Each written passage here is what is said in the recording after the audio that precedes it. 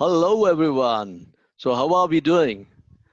Welcome to episode 5 of Know the Happiness How with Winko Chow. And your host this morning is once again Wing Commander Satyendra Chauhan, aka Winko Chow, an air veteran and a resilient coach from Bangalore, India. So, as you all are aware, Happiness How with Winko Chow is an attempt to reach out to those young professionals who are facing multiple challenges at the workplace due to the negativity around there. And we do intend and hope that we're able to bring a smile and a sparkle in their eyes. And joining me in the interview series of Know the Happiness How in the office corridors is a young, dashing, and bright entrepreneur who, at one stage in life, went through some struggles and, yes, came out a victor. So, a bachelor in science, master's in business administration, he has inched his way up, in the office corridor, starting from position of assistant manager to now, should I say, owning a company and a director in one of the new companies. So, without much ado, let me welcome on the show Mr. Ashish Yellapantula. I hope I've gotten your Hello. name right, Ashish. Yep, close enough, I Right. guess. Welcome, welcome, Yep. welcome. Thank you for having me. I appreciate it. So it's a pleasure, and actually I'm excited. I'm excited because you are my first young guest, and I would call you a young gun actually. The way I was just reading your story, trying to gather some tidbits from here and there, and yes, till I had some more information from you. So.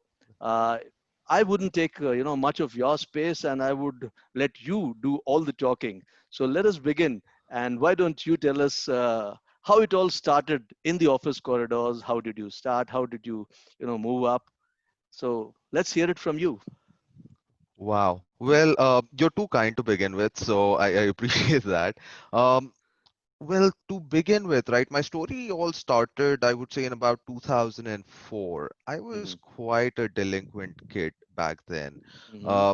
And delinquent in the literal sense, right? I was hanging out with all the wrong people. I was doing all the wrong things and things like that. So started off with my father telling me, you know what, you need to get past all of this and you need to bring structure to your life. And that's when I decided to go ahead and get a job. So I started Okay. my career with this company called Health Prime International.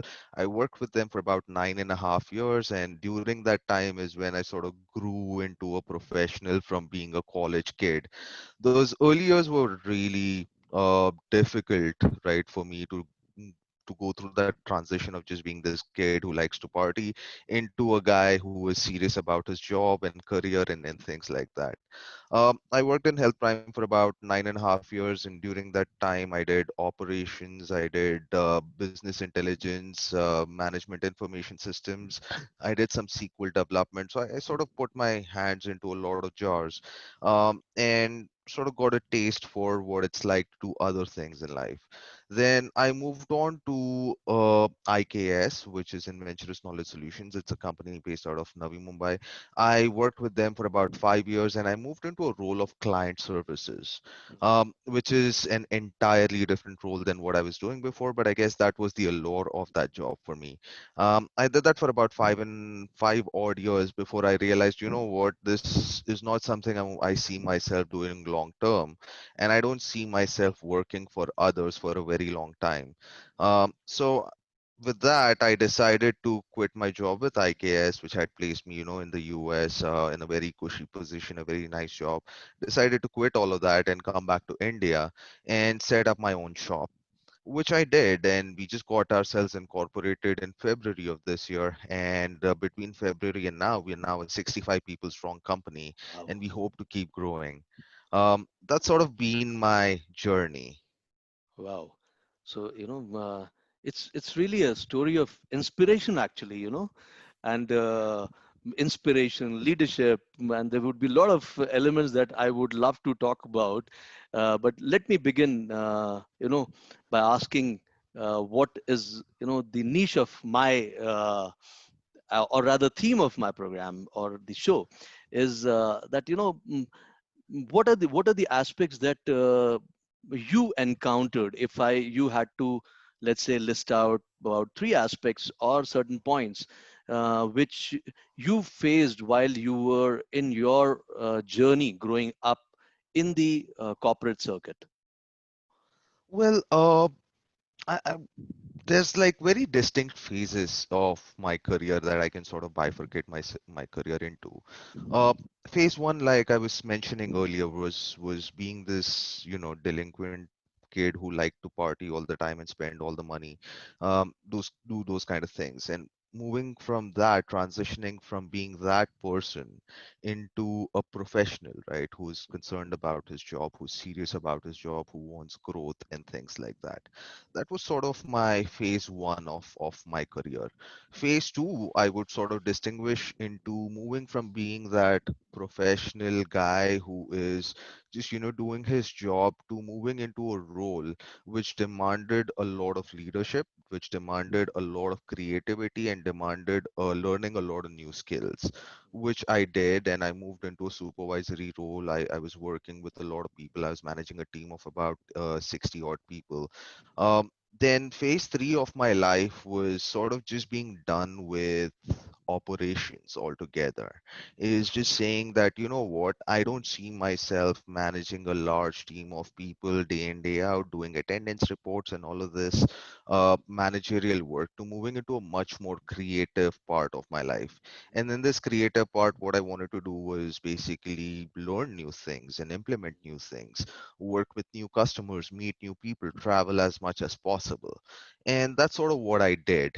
That was my third phase. So that's so I think I don't know if that answers your question or not, but All those are right. sort of the three distinct phases. Yeah, yeah. No, it's quite there, but yet I remember, you telling me that yes, your initial phase where you created, kind of negativity, mm, because of some inability to draw a line between your personal and professional life.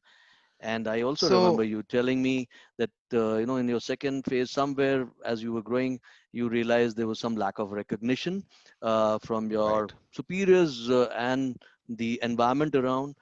And towards the end, yes, it was, negativity because of, uh, if I may call it, mismanagement or improper handling. So, Yes, what is your take? absolutely. Yes. So I'll just give you a brief about what Mm, sort of went on, right? The mm, sequence of events, if you may. So mm, when I joined my first job, right, and I started working, it was all new. I wasn't mm, serious about it, so I was just in it to have fun. That's sort of what I was focused on. So during the course of my first job, I met this very pretty young lady who we sort of got involved a little bit romantically, and we were working in the same company. The sort of issue started when she got placed in my team, and we sort of became okay. co-supervisors of the same team, and Mm, we sort of had a lot of issues working with one another. We realized we had very different styles of leadership. We had very different things that we wanted out of life, but we had to work together. And going through all of that sort of became very, very negative for me, and I sort of projecting that onto myself and onto others around me. And all of this y- anger that I sort of had pent up started coming out on my work. I didn't really perform well. I didn't really do things well, and that's when I sort of got to a point where I said, you know what, this is enough. I can't really take this anymore, and I sort of moved myself away from that team, that role, into a much more exciting role that would give me a lot more fulfillment.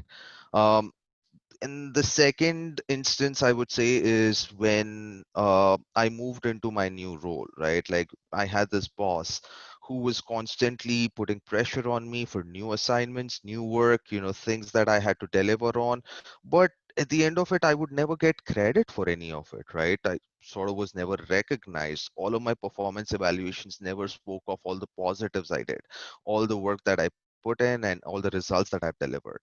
And that sort of was very crushing to me. That was soul crushing. And it put me into a very bad spot where, I again came upon this juncture where I couldn't take it anymore. I'm like, you know what, this is not good enough for me. If I am working and if I'm putting effort, I want recognition. That sort of became a very important thing for me. So that led me to quit my job in that organization and move into a new role of client services. And Mhm, that's where, I sort of found this third aspect of where mhm, my company was mismanaged. What I mean by that is we had mhm, constant change in leadership. So every 6 months we would have a new manager, a new, a vice president, a new director who would give me a new set of instructions or new guidelines on how I need to manage customers, things like that. And to make it all worse, every time a new person came in, they found all of these things that weren't getting accomplished, all of these results that weren't coming in, and he sort of labeled that all on me, saying that, hey, you were the only guy here, you were the guy who were here the longest, and I sort of got blamed for everything that was wrong, or mhm, everything that the customer complained about. And that again led me to a point where I was just feeling very crushed about, I'm putting in all of this work. My customer likes me. They want me to be here in the long term, and here's my company coming in and saying that, you're doing all of this wrong and it's your fault and we want to fire you. So it really got to that point. And from there, again, I made my decision of, enough is enough. I don't know if I can take this any longer, and I sort of moved away from that. So, well, this is a story of quite a few youth, and Yep. when I say quite a few, the data says more than 50%. They Oh, are wow. they are going through, and this is world over. So they are going through some kind of harassment somewhere, which happens at the workplace, and which stems up from the negativity. So what would be interesting, for the listeners and people who are watching this would be as to how did what was your mantra, what were the elements which kept you going, or how did you counter it? Did you seek any help, or you sought some kind of guidance, or you used some self-help books, and what exactly did you do to come out a winner there? So I didn't really have a whole lot of resources I could approach and talk to about this, because in all of these positions I didn't really have a circle outside of work that I could really talk to. So the people that I ended up having to talk to were in that same place, in that same organization, and couldn't really offer me much insights about what I should Mhm. do different. So what I started doing is I sort of started introspecting myself. Okay. I divided everything I was doing into what I was doing for myself and what I was doing for the company I was working for. What were their goals and what were my goals? And I started to write that down into both these columns. And what I realized is that I had gotten to a point where the goals of the organization and the goals for myself were very different, right? Mhm. We were not aligned at all. And that was my moment of epiphany that sort of led me to the path of, hey, I need to find something that is fulfilling my goals and my expectations, all of these things that I expect for myself. Um, and that sort of helped me go down this road of, what, this is not a good fit, or make that decision or make that leap that, what, I need to go find more things to do or other things to do in life which will give me satisfaction. But yeah, I think that's the one thing that I've sort of stuck to, is writing down what I want to do in life and Mhm. writing down what others want from me in life, and sort of drawing that line between them and giving importance to what I should be doing versus what I should be doing for others. That's very interesting. That is, I've heard words like reflection and stuff like that. But yes, this is a real how which people would probably value. So all Yeah. those who are listening and watching, Ashish, time to kind of take home something right now.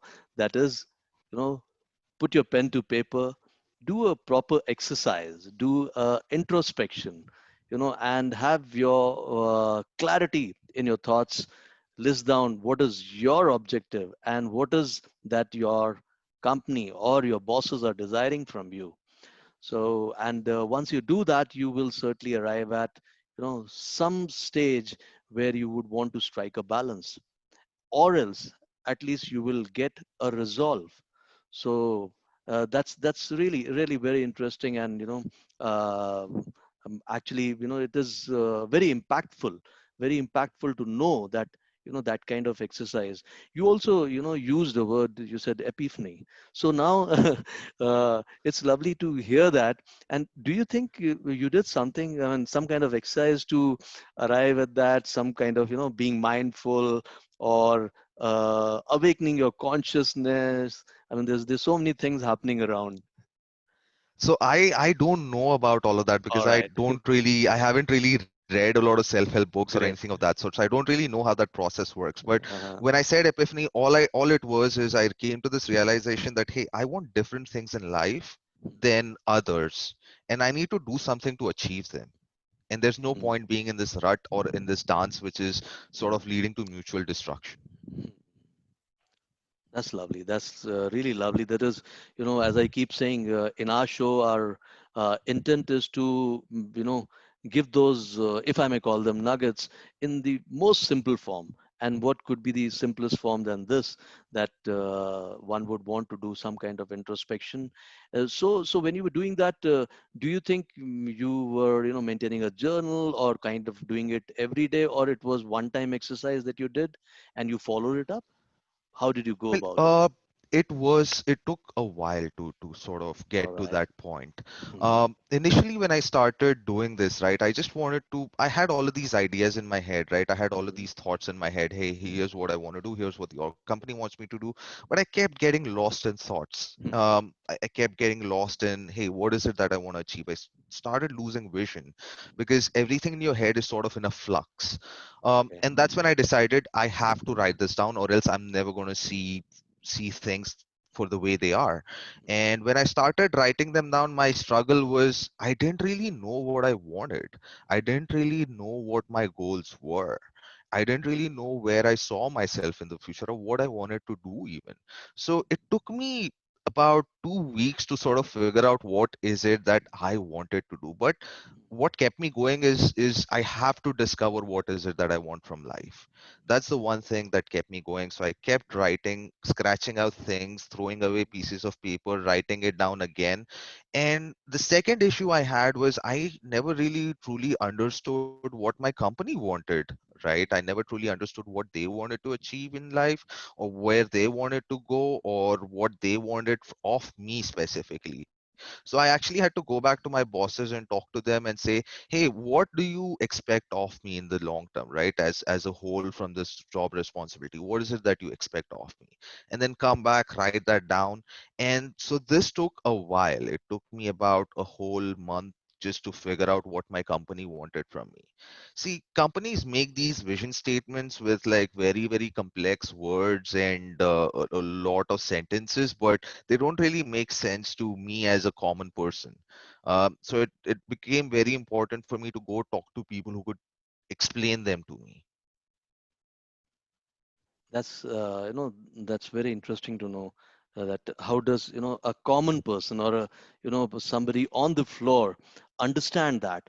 So if you had to sort of give this out to a colleague, to a peer, or to the young listeners and people who are watching you, what would be the 3 points that you would want to tell them, as to what they should look at?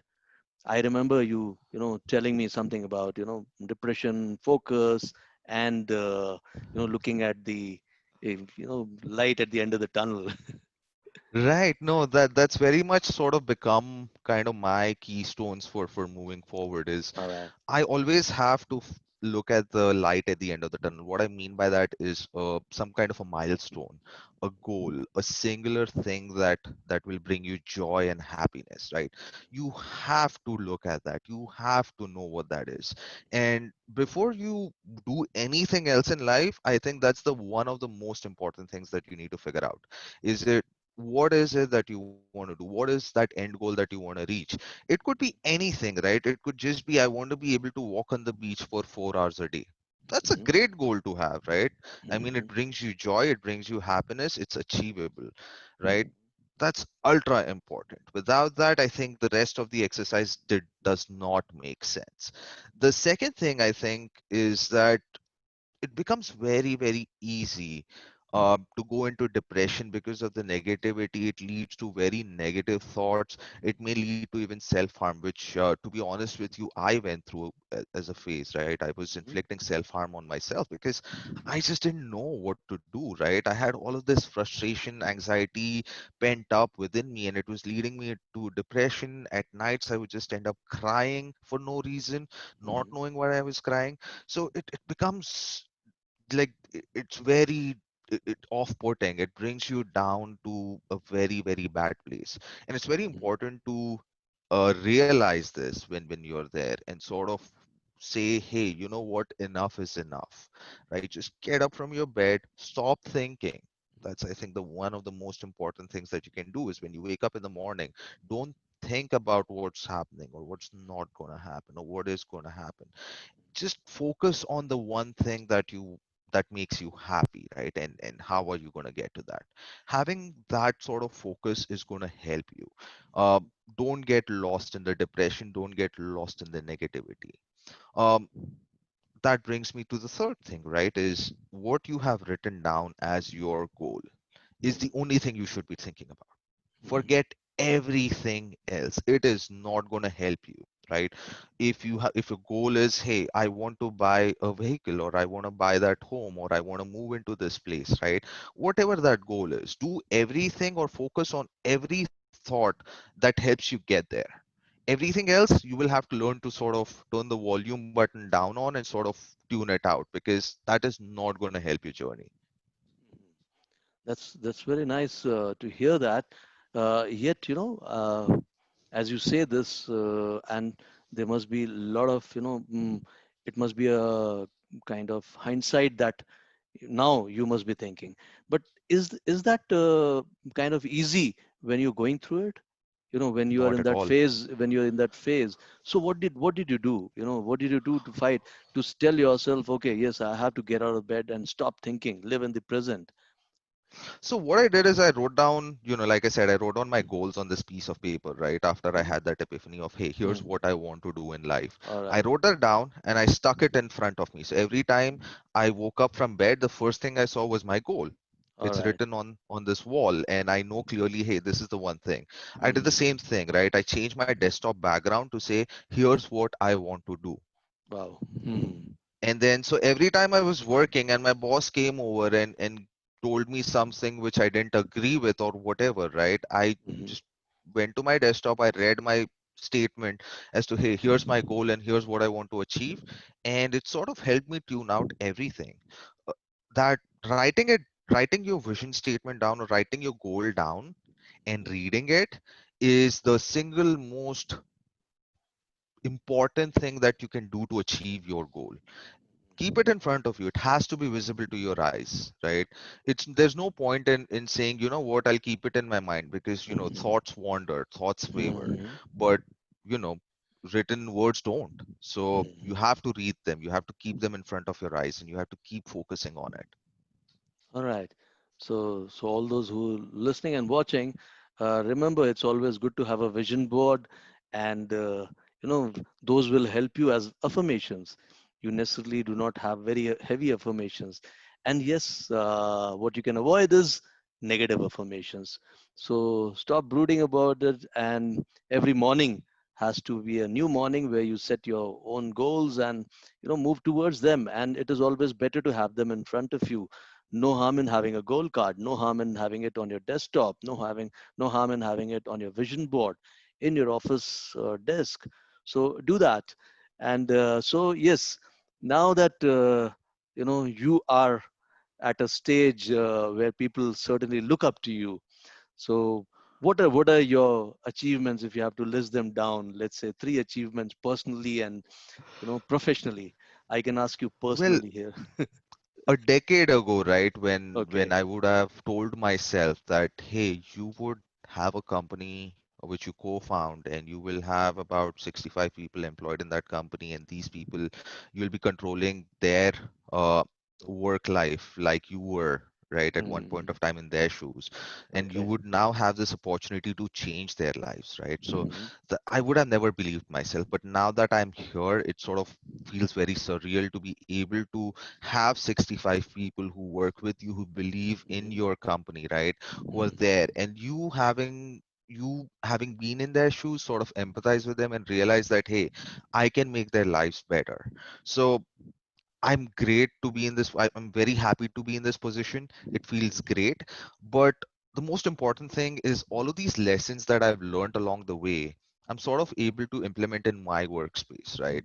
So today's when I have these employees, right, I just don't go about barking orders at them and saying, hey, here's what you need to do, or here's the task that you need to do, and why did you not do it? And get lost in all of those conversations. Instead, I have given them goals, right? I've said them, hey, here's the company goal, and here's what you need to do achieve it. And I give them the freedom to do what they like to get there. Second thing is I make sure that my employees get credit for everything that they do, and everything is documented, and there is a letter that goes out to them. It's published in my company's forum, saying that, hey, this person did this, right? Give them opportunities for growth, show them and help them and guide them. And I'm very happy to say that so far, since my company, got incorporated, and even before then, when I was working with consultants, we've not had attrition at all. So I take that as a sign that, at least something seems to be working right, right? I want to keep going with that. Another thing which sort of was a goal for me was a personal one, and that is my father at one point of time expressed that, hey, listen, I want to live in this large flat, having this large sofa, watching a large TV, right? So the moment I sort of got back and I sort of realized, here's my goal and here's what I want to do, I listed that down. And today I'm very happy that, I was able to purchase an apartment which has a large hall, and it has a large sofa, and it has a large TV, and my dad sits there and watches television and he's happy about it, right? So that, I think, has to be one of my most treasured achievements, or a goal which I achieved. Wow. So you know what I can paraphrase it is, if one has belief and the right mindset, yes, you can certainly bring about those changes, and and all those bosses and entrepreneurs and the supervisors who are listening and watching, take a cue here, take a cue. There's no harm in learning from somebody who has some bright ideas. So, and also that one must enjoy that success and share it with people to get that happiness going. Emotions do matter. Emotions do matter. So, yes, Ashish, it is excellent talking to you, and we would certainly go on. But let's take a small little break and grab a cup of tea or a coffee and a glass of water. And you all watching and listening, don't go too far away.